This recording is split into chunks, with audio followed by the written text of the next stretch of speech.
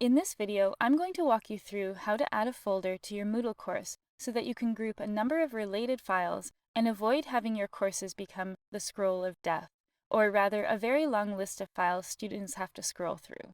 Once you're inside your Moodle course, make sure to click Turn Editing On in the top right corner so you can make changes to your course. I'm going to add a folder to the second week of my course. When I open that section, I'll click Add an Activity or Resource. I'll then scroll down to the Resources section. When I click on Folder, you'll notice that a description of how a folder functions in Moodle displays on the right. Since I'm sure I want to add a folder, I'll click Add. I'll title this folder Week 2 Material. In the description, I'll add a brief description.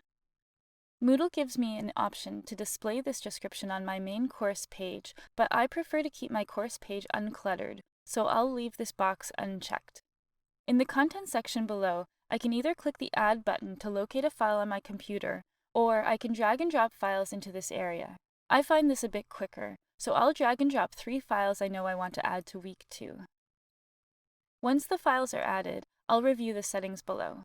I like to display the folder contents on a separate page, so I'll leave the setting in its default state.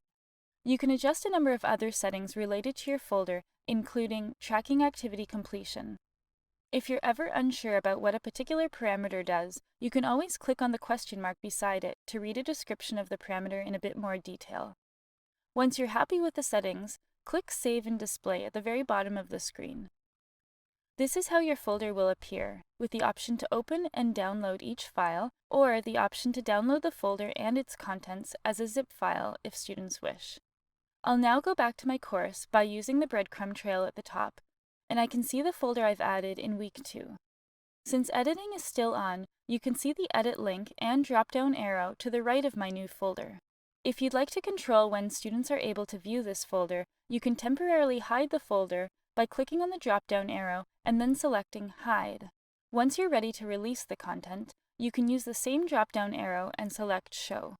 Or, if you'd like to hide the entire Week 2's material, not just this folder, you can click the drop-down arrow beside Week 2 and select Hide Section.